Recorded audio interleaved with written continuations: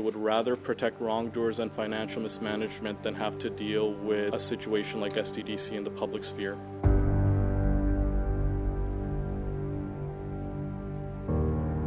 The minister never mentioned anything about an interim report. He led a parliamentary committee to believe that he first learned about the findings of wrongdoing in September, and you said that he lied.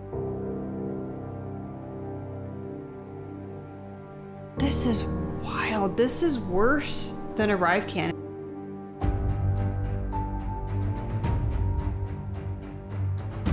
That just dramatically, like, he was credible as it is, but that just essentially locked it in. I think it's embarrassing. So again, this question around why I don't trust the government, it's like, does anyone trust the government?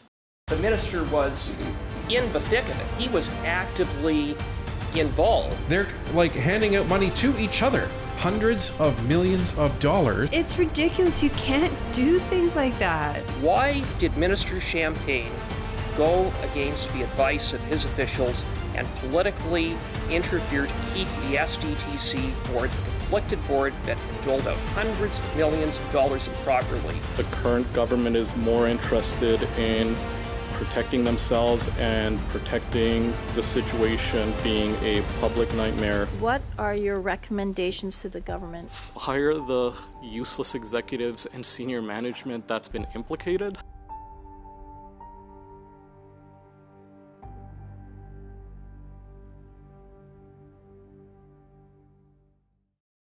Welcome back to part 3 of our coverage of the Standing Committee on Public Accounts and the testimony of Witness 1, the whistleblower in the SDTC scandal that is taking Canada by storm.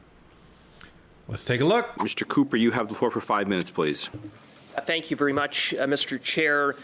You stated in your testimony that the minister lied when he said he was first briefed about the RCGT fact-finding report. At committee, the minister was very clear that he first learned about wrongdoing, conflicts, and mismanagement at SDTC. But that would not be correct, would it? Probably not. Again, what did George Chahal say to him? You have to ask him.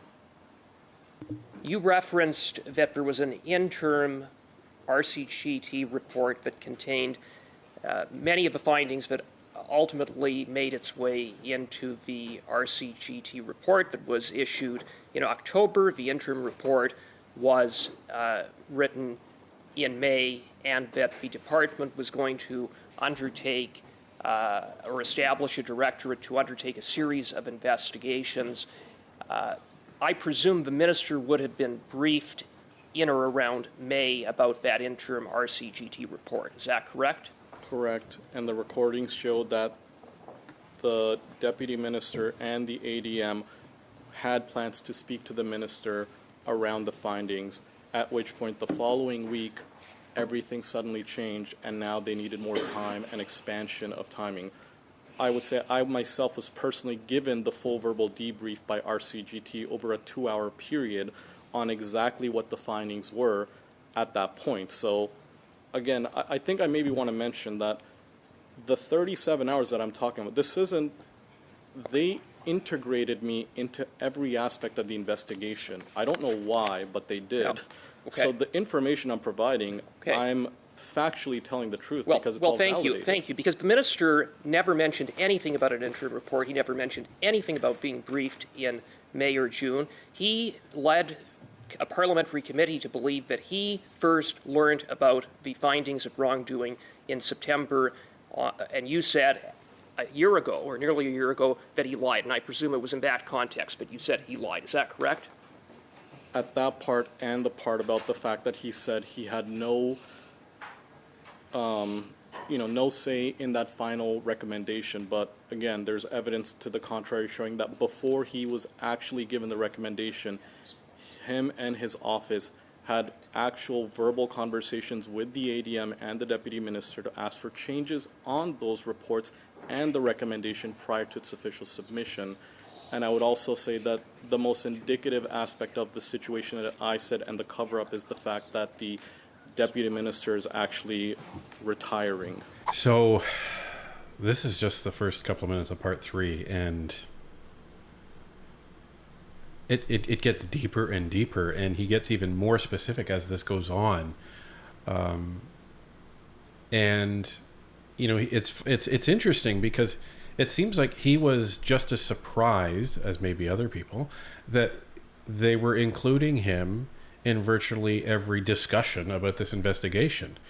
Unfortunately for the people that were including him, I guess they didn't count on him recording the conversations that he had with them. Good on this guy to do that, because if he didn't,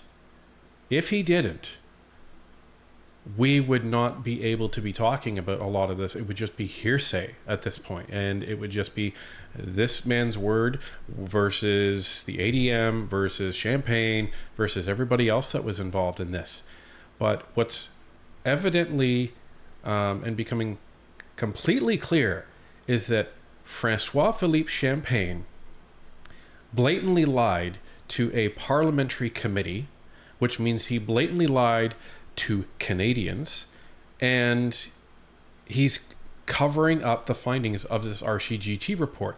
Why would he cover up the findings? Well, I think we already know that by now. That's to protect the Trudeau-appointed Liberal board members from being caught in this, I'll call it, money defrauding scandal. Well, it's to protect the Liberal Party members, Liberal Party friends. Like, it's to protect everybody against this huge scandal that's just about to blow up.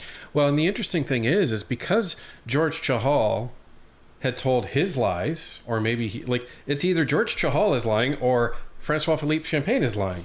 So either way, a Liberal elected official is lying about what happened here. And considering the evidence that Witness 1 has, it's possible that both of them were lying. In short, the minister was in the thick of it. He was actively involved.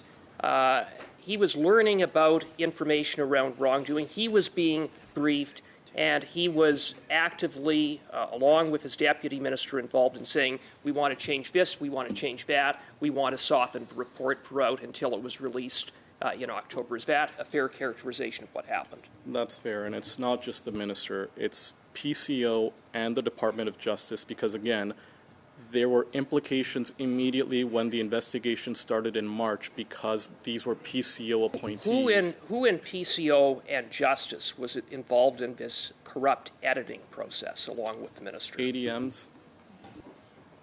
ADM Noseworthy? No, he wasn't involved in any investigation because he was implicated. What I meant was ADMs and people of that level as counterparts to the people at ISED were involved from day one. Would it be fair to characterize that the conduct of the minister was corrupt? Yeah. I mean, embarrassing at minimum. Deceitful? Yeah. You also said last year and today that there was a consensus amongst bureaucrats at ISED that the board needed to go. But that changed when the minister intervened. Why did Minister Champagne go against the advice of his officials and politically interfere to keep the SDTC board, the conflicted board that had doled out hundreds of millions of dollars improperly, to keep that board in place? Why? Because I think that the current government is more interested in protecting themselves and protecting the situation being a public nightmare, and they would rather protect wrongdoers and financial mismanagement than have to deal with a situation like SDTC in the public sphere. Boom. Yeah, because that's the question that has to be answered, right? Is why would they do this? What's the motive for them to do this? And there it is. And back to the whole point about the board going. If you recall, and if you haven't, I recommend you watch our previous episodes on this because we talk about this. There was an initial recommendation that Witness 1 was given on a phone call, which he recorded, and you can hear it, where the chief of staff, Francois-Philippe Champagne, had reviewed the report that the RCGT firm had completed and had been telling witness one his opinion in that this is going to blow up, the minister is going to be furious, the board's going to be disbanded, all of these things are going to happen, which validated everything that witness one had submitted to that point. That's what he wanted, and he'd said that in one of the previous episodes in this mini-series.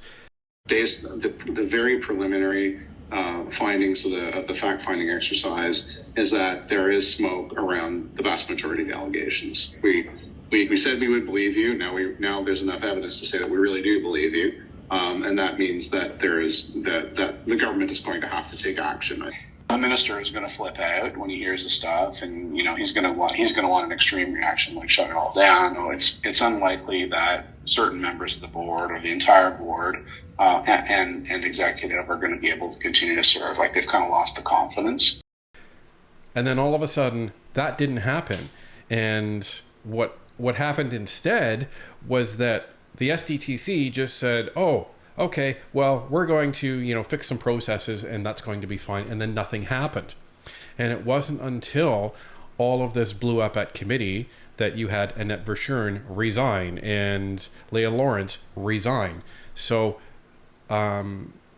something obviously happened once this got back to Champagne's office, and they had a discussion with him, and the Privy Council got involved. That's what witness one is talking about.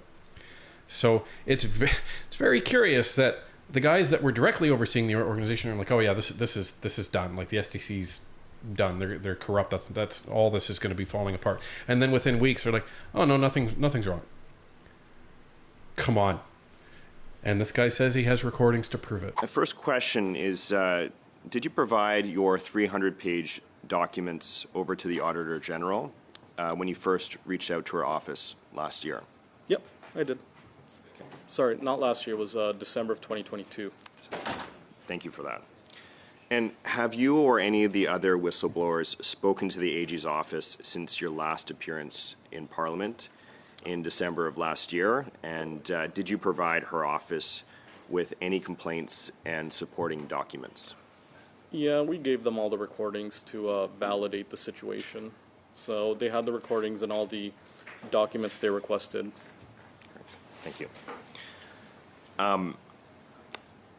Do you believe there was criminal wrongdoing at SDTC? And I ask, as parliamentarians have looked to push the RCMP to open a criminal investigation into the allegations, and the OAG has the authority to refer evidence of criminality to the RCMP.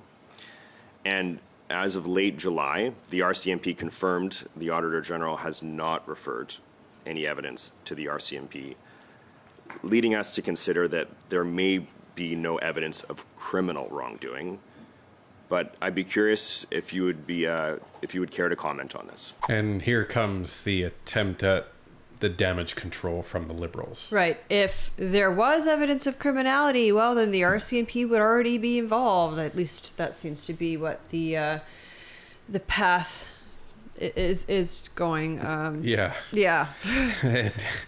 and the narrative going to be, well, it's not as bad as you think it is, because no one broke any laws. Right, because otherwise the RCMP would be involved. Right. So, but sometimes with investigations that are this complex, there's a lot of evidence to sift through. I mean, this witness in particular was it over 37 hours of tape. So, I mean, that's a lot to go through just to find evidence of criminality. And sometimes it takes a while. It's not that it hasn't happened. That is to say, it's not that nothing criminal has happened. And it's not that an investigation won't be started. It's just they really need to get their ducks in a row in order to get it started. Well, and I would also hazard to guess that the Auditor General's office didn't review the 37 hours of recording, because remember, the Auditor General's office isn't looking for criminality. What they're looking for is, mainly financial in nature. Do the numbers line up, and where do the numbers lead everybody? So sometimes they come across evidence of criminality, at which point they will refer it to the RCMP, like they did in the ArriveCan scandal. But just because the Auditor General didn't I'll say, stumble across any evidence of criminality doesn't mean that criminality didn't exist as evidence in some of these other forms of evidence, like these recordings. Like I don't see, and this is because I've never worked in the Auditor General's office, I don't see, the relevance in them reviewing 37 hours of recordings of phone conversations when they're looking at a financial forensic audit. Well, to put it bluntly, just because the RCMP doesn't have anything referred to it yet or hasn't started an investigation yet, doesn't mean that they won't. Well, and here's the other thing. It doesn't mean that the RCMP isn't already investigating the SDTC. Yeah, because they can start their own investigation separately. Like the Auditor General doesn't have to tell them, hey, we need you to go look at this. They can go and do it on their own. And they don't typically announce their investigations when they start them. Right. I think the Auditor General's investigation was more of a cursory review. I don't think the goal and mandate of the Auditor General's office to actually look into criminality, so I'm not surprised by the fact that they haven't found anything criminal, because they're not looking at intent. So if their investigation was focused on intent, of course they would find the criminality, but they were just focused on the facts of what happened, and what they're just pointing out is, here was the financial mismanagement, here are all the rules that weren't followed. And the only, I know the federal government, like the minister, has continued saying that there was no criminal intent and nothing was found, but I think the committee would agree that they're not to be trusted on the situation. I would happily agree to whatever the findings are by the RCMP, but I would say that I wouldn't trust that there isn't any criminality unless the RCMP is given full authority to investigate, because unlike the Auditor General and the sorts of requirements they have for an investigation, the McCarthy-Tetro, the RCGT, was not legally binding. It wasn't obligating SDTC, the board members, or anyone else to actually provide some sort of, consent or waiver that obligates them to tell the truth. So again, if you bring in the RCMP and they do their investigation and they find something or they don't, I think the public would be happy with that, but I don't think we should leave it to the current federal government or the ruling party to make those decisions, because let the public see what's there. So it's interesting the language that Witness One continues to use, because he's basically saying, well, you can't trust the federal government. Like that's a big thing to say. And of course everyone watching this is probably like, well, of course we don't trust the federal government, look what they've done. But it's one thing to say that outside, just in the public sphere, just, with your friends or even on a YouTube channel. It's something else when you're saying it in a parliamentary committee. And when you're saying that you can't trust the federal government in terms of any of the investigations that they've commissioned, that's a real big indicator of the lack of public trust that is in our institutions and in our federal government, primarily due to the systemic corruption that has been just blasting out of this government over the past few years. Well, and Witness One was a public servant, correct? Correct. Yeah, so again, it's that you're working for this entity that you find extremely untrustworthy, or maybe he's not working there now, maybe he had worked there previously and he's not now, but the point is, like, at one point you had worked for this entity that you're like, these guys are untrustworthy, like this cannot continue on the way it is. That's significant, I think. Well, and just look at the path of this gentleman, right? So all of this stuff was going down at SDTC, so the course of action that he and the other whistleblowers took was to put together this massive report and then put that onto the Auditor General. The Auditor General then didn't have time at the time that they had actually received that, so they referred it to Champagne's ministry.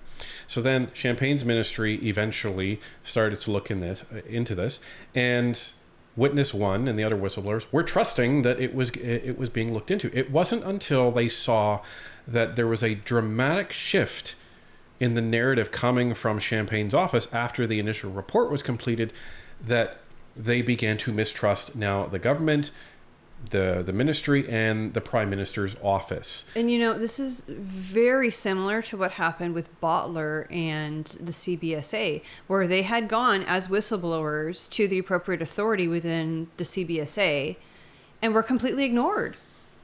So they stopped trusting that entity, and at that point, they saw that nothing was being done, and then they went public to the mainstream media, and that blew open the whole ArriveCan scandal. And it's happened again with this SDTC scandal. So you have a repeated pattern of whistleblowers coming to the government, trusting they're going to do the right thing, and then they end up not doing the right thing, and then this is what you get. You mentioned the meetings. ADM Noseworthy was in all the meetings where the investments were decided. Now, the Auditor General found 82% of her selection were conflicted. My understanding is that those meetings started off with the recitation of which directors were conflicted with which project. Is that correct? Correct. So they briefed all the board members or all the investment committee members about which director was conflicted with which before they said, now we're going to vote on Jake's project. So they all knew whose project it was. Awfully convenient. Maybe that's how 82% got. So I would also mention that, when the ex-chair was at committee, I think on Monday, she mentioned that, irregardless of the lack of recusals, there was a full and thorough review done by the board members on every single project, which is also a lie because at that point in time, SDTC was doing bulk approvals of projects. So you would present maybe 4 or 5 projects to the committee.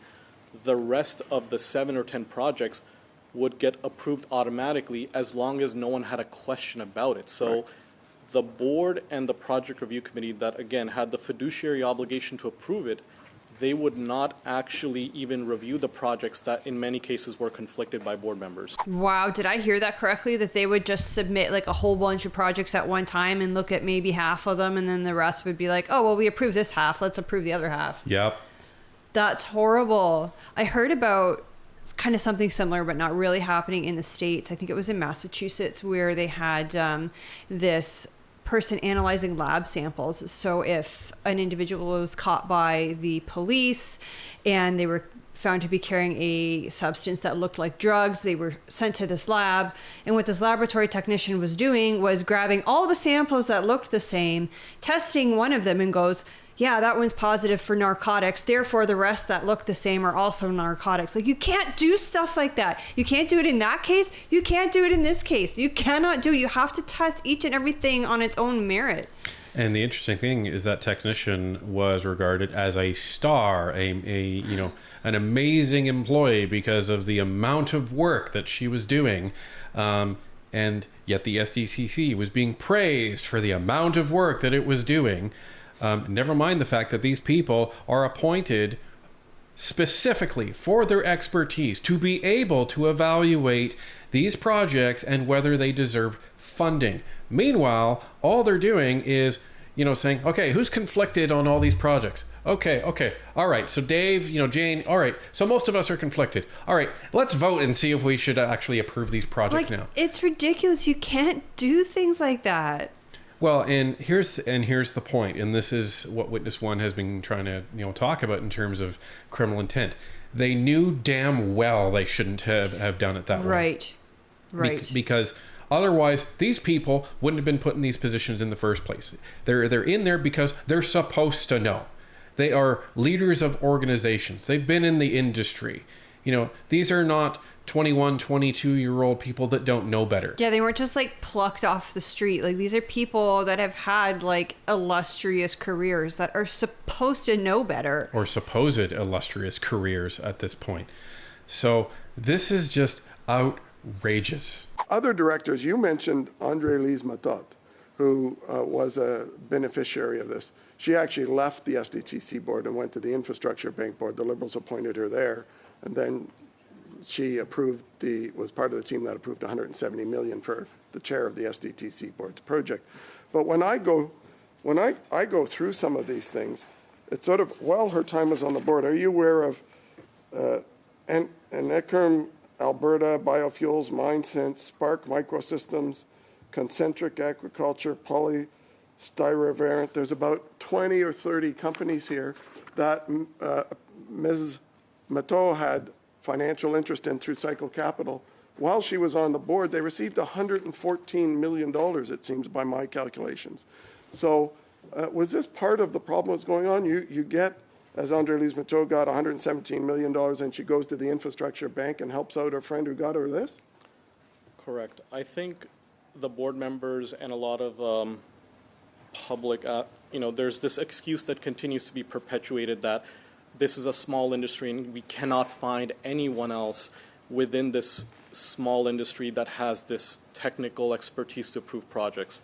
That's a false narrative. There are thousands of people. Canada's a huge country. They had the right people. They could find the right people to not have conflicts, but that didn't happen. They purposefully allowed. There's no way these people with few conflicts. board members represented 82% of the green technology industry in Canada. Exactly. Good point. Yeah. So yeah, this is the amazing thing. The lies and the gaslighting that keeps coming out of this is, oh well, these are the top people and nobody else could do this, but these people end up representing 82% of all the green technology. So it's unavoidable that they're going to be having interest in some of these companies. Give me a break. Well, and like we said, they didn't just pluck these people off the street, but at the same time, they're not the only people who have the skill set to be able to do this job. As Witness One said, there are many Canadians across this country that would be able to fill those shoes. Right. And again, the issue is they are at the front of the line, not just at SDTC, at all these other organizations, BDC, EDC, the Infrastructure Bank. They are friendly with everyone there, and their companies get money from SDTC. Then they go to the next organization using the approvals and due diligence from SDTC, and they continue going, and it's this perpetual cycle where it's funding from Crown Corporation's government that continues. So do you think the Auditor General only did 228 of over 400 transactions in the audit period and identified 390 million of 800 million that was inappropriately allocated to directors' conflicts of interest and outside the do you think the rest of those transactions, the other 200 or so, represent the same amount? So could we possibly be dealing with about 700 million, maybe 800 million almost, of money that was conflicted? Thank you, Mr. Perkins. I'll allow the witness to answer. I don't think so. Again, I would have to look at the projects and to see what that looks like. I really like that answer. Yeah, because he's not like, oh yeah, totally. Yeah. It's a cerebral answer. It's an accurate answer. The answer is, I would have to look at the other projects. That just dramatically, like, he was credible as it is, but that just essentially locked it in. That he's not just, oh yeah, I would expect every single one of them. That's the proper answer. You can only comment on what you've seen. Well, and it kind of goes to what we were saying earlier about the projects and that case in, I think it was Massachusetts with the narcotics.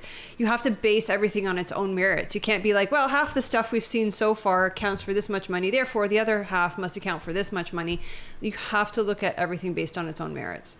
Well, and here's the thing, like over the timeline, it depends on what projects were approved when, and it depends on when they started this ridiculous and corrupt behavior as well. So you have to look at each project on its own merits. So the response should be the Auditor General should go back and review the rest of them. And I think that's what the Conservatives are looking at, if not already called for. But this is insane, folks. And the other thing that I would note is he's also saying that when people on the board leave the SDTC, then they go to these other organizations that their job is to hand out money.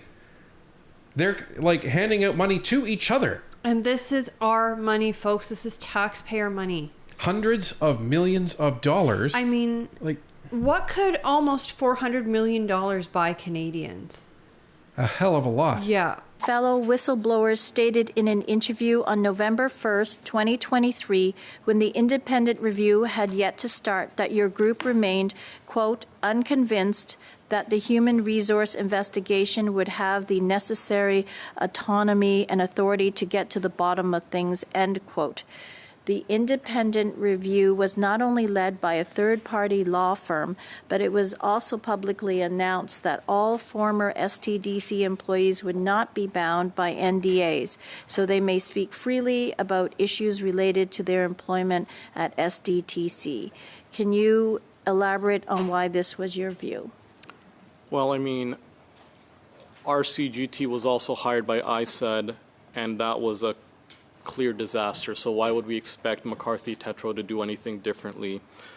I can't speak for the whistleblower you're talking about in that specific article because, again, it's not a single person. But I would again mention that if you truly believe that this statement that you're mentioning and this defensive action is true, please release everyone from their NDAs so they can all speak about this. If you are actually truly interested in the abuses that happened, talk to your minister and ask him to release everyone from the NDAs. He has the ability to do that because he has now actually appointed board members that are all from the federal government. So he can, in one fell swoop, actually release everyone from the NDAs, and we can listen to everyone's testimony, and we can look at every single thing that McCarthy Tetro says is true and not true. But I don't find this back and forth productive because, again, how am I supposed to stand up and provide examples when myself doing that might implicate someone in the NDAs that they have? Like, I think it's a bad line of questioning that you keep on focusing on because, again, if you truly cared about the situation, you would maybe get the NDAs off of everyone instead of talking about how great of a job McCarthy Tetro did. Nice. You gotta love this witness. He's not taking any BS. Like he's just like, I'm not falling into these traps. And if you guys really cared about this, you would remove everyone's NDAs. Well, and he can only speak about examples that he is privy to, right? That's his point. He's being very careful not to cite examples that would implicate other whistleblowers in terms of their potential breaking of NDAs. And that would be a problem for them because then the media, media we know how the media is, yeah. But if the media did go and ask them about it, then that puts them in a very awkward position. So this is what he's saying. He's like, why do you keep doing this? Just go talk to Champagne, have them release the NDAs. Now we can have a conversation with everybody and find out exactly what went wrong. Well, with all due respect, you're here to answer our questions. And I think I did answer the question. What is Yip's problem? Like, he can't answer questions on behalf of other people. Right? Like, she's really not good at this. No. Like, her whole point is, one whistleblower in an article, had stated that, we don't trust this whole process.